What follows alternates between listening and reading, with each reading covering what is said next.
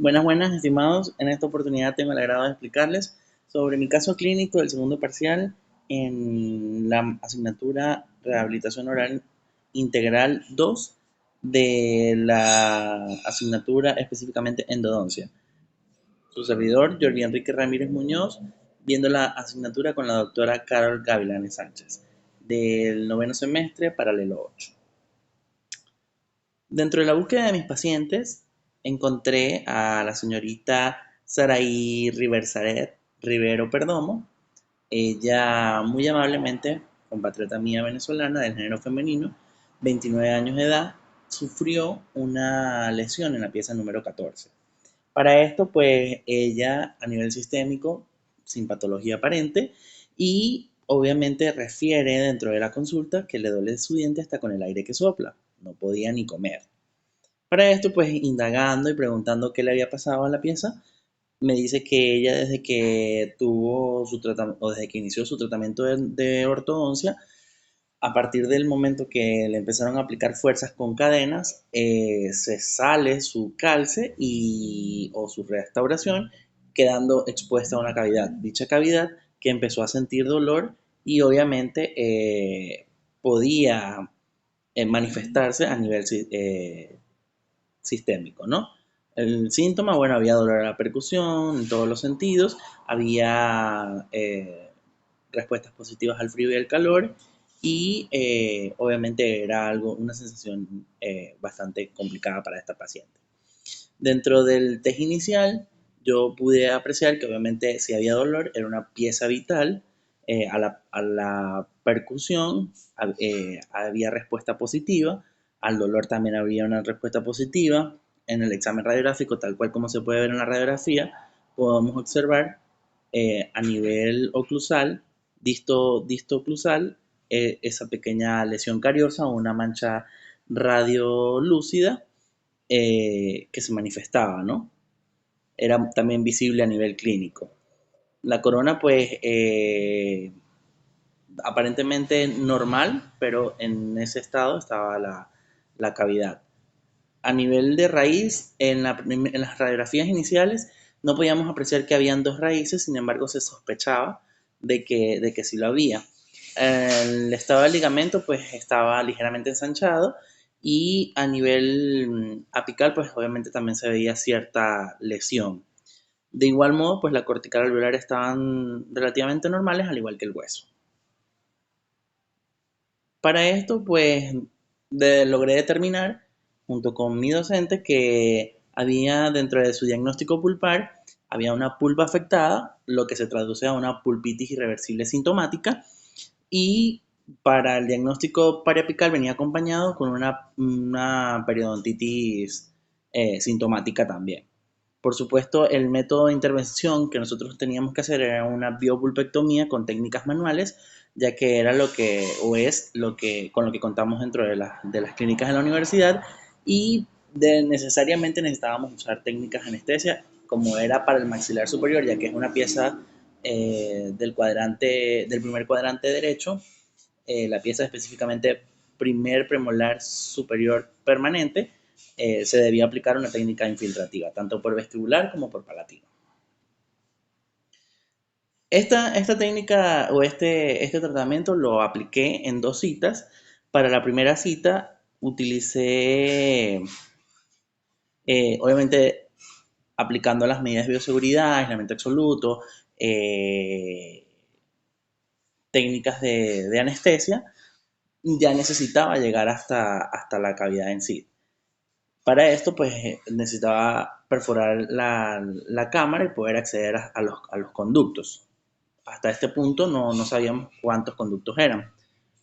Luego, con fresas redondas, se fue limpiando lo que fue la cavidad y con la endoseta se fue abriendo camino para los conductos. Con el localizador de conductos se logró ubicar los dos conductos que respectivamente ya sangraban. Eso también era una característica clínica de que era una pieza vital.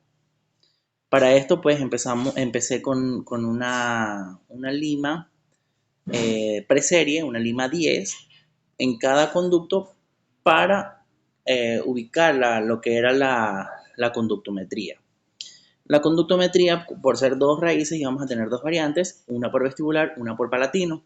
Yo utilicé como tope de referencia cada cúspide respectivamente con su raíz. Es decir, la vestibular, la raíz vestibular tenía como referencia la cúspide vestibular y la raíz palatina tenía como referencia la cúspide palatina, dando como medidas una longitud para la vestibular 21,5 milímetros y para palatina 22,5 milímetros.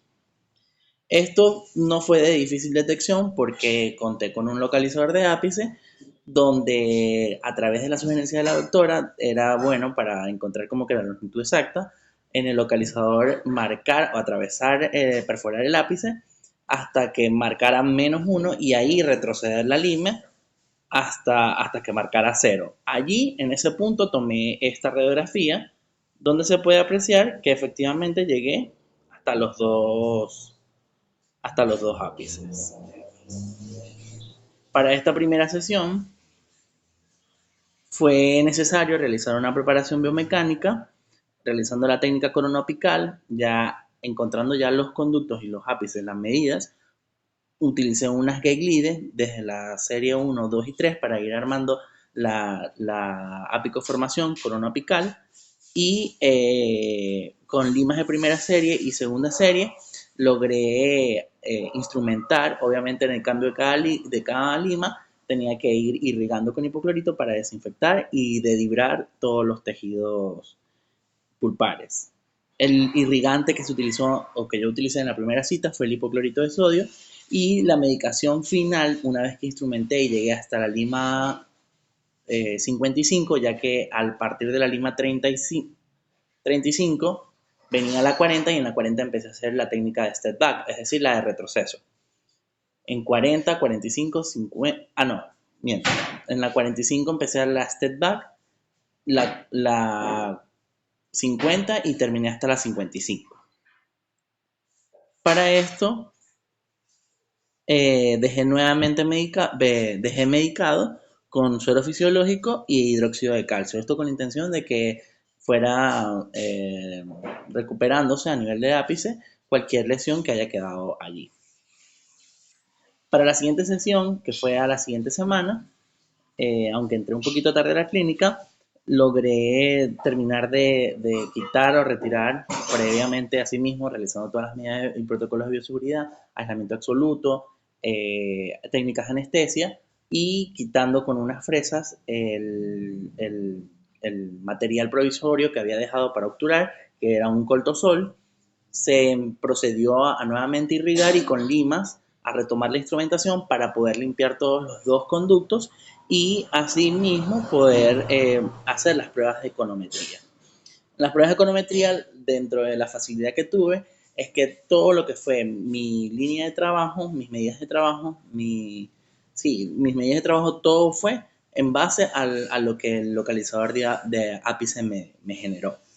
Para la vestibular trabajé con el cono maestro asimismo, en un cono calibre 35 porque la 40 no me entraba, entonces como que me entraba muy apretado, entonces decidí llegar con un cono maestro 35. El cono maestro, pues ambos conos, en ambos conductos, tenían respectivamente su longitud, que era 21,5 para la vestibular y 22,5 para la palatina. Y aquí se puede apreciar que efectivamente ambos conos de gutapercha podían alcanzar hasta el ápice de, la, de las dos raíces. En esta segunda sesión, asegurándome que estaba completamente todo limpio, hice el protocolo de obturación. Para esto, pues utilicé soluciones de hipoclorito. Ese hipoclorito lo retiré y utilicé suero fisiológico. Dejé 1 minuto el suero fisiológico para posteriormente aplicar el quelante o el EDTA. También lo dejé 1 minuto, lavé con suero fisiológico y finalmente volví a introducir, a irrigar con hipoclorito de sodio. Ese fue el protocolo de irrigación final para yo proceder a limpiar. Posterior a esto, decidí, como lo indica la norma, secar con conos de papel para dejar el conducto bien seco y limpio. Se procedió a la obturación, tal cual como podemos ver. Esta fue la obturación de penacho. Ahí se pueden ver todos los conos de gutapercha. Cono maestro fueron en calibre 35 y los conos auxiliares o accesorios fueron en calibre 15. Una vez que rellené todos ambos conductos, estos fueron cementados con Cialopex con la técnica de condensación lateral, es decir, iba metiendo una son limas, bueno, olvidé el nombre. Estas, por su característica que son planas, de calibre, utilicé la de calibre 20. Con ella iba como que empujando la gutapercha, condensando la gutapercha, los condensadores manuales, para poder dejar bien apretaditas las gutaperchas y poderme entrar, y para que me pudieran entrar otras gutaperchas. Finalmente, asegurándome con la radiografía, tal cual como se puede apreciar acá, que ya estaba completamente obturado, ya no me entraba una gutapercha más, procedía a cortarlos con los condensadores que se utilizan para cortar y finalmente protegí mi tratamiento endodóntico con una base cavitaria de resina fluida. Posterior a esto puse una base de ionómero y finalmente ahí coloqué una resina en o sea, hice la restauración de esa cavidad con resina de fotopolimerización. Una vez obturada, pude darme cuenta que bueno, quedaba rehabilitada la pieza y hasta el momento, pues hasta el sol de hoy, la paciente no ha referido ya ningún dolor, ya me dice que ya puede comer y ya le ha ido súper bien. Mis reflexiones finales para el caso es que fue un poco complejo y complicado hacer un aislamiento absoluto sobre un diente que posee un bracket o un sistema de ortodoncia, ya que el dique de goma no, o sea, habría como que retirar todo el sistema de brackets, pero para esto en la clínica pues se perdía un poquito de tiempo, entonces yo no retiré nada, sino que simplemente opté por colocar el dique encima de sus brackets, encima del alambre del bracket y con protector gingival sellé cualquier fisura que había por allí. Otra de las cosas que también fue eh, bastante complejo es que al momento de tomar las radiografías, la paciente reflejaba un arcada o lo que era un reflejo nauseoso. Y esto era bastante incómodo porque la paciente hasta lloraba de las ganas de vomitar que le daba. Entonces me tocaba como que quitar el arco, que normalmente yo no lo hago, yo tomo sobre el arco, sobre su aislamiento, coloco la película debajo y ahí yo tomo en casi todas los tratamientos endodónticos que yo hago, pero en este caso sí me tocaba quitar el arco, arropar con el dique de goma y sacar el dique de goma de la boca para poder colocar la película y ahí tratando de no apretar mucho la película hacia las paredes del paladar para que la paciente no sintiera esa sensación. Y otra de las cosas que tampoco fue fácil fue encontrar los dos conductos, ya que a pesar de que a nivel radiográfico, en la radiografía inicial fue como que un poco dudoso si habían dos o un solo conducto, a nivel clínico también fue como que un poquito tedioso encontrar ambos conductos. De ahí, para mí fue una experiencia inolvidable. Gracias.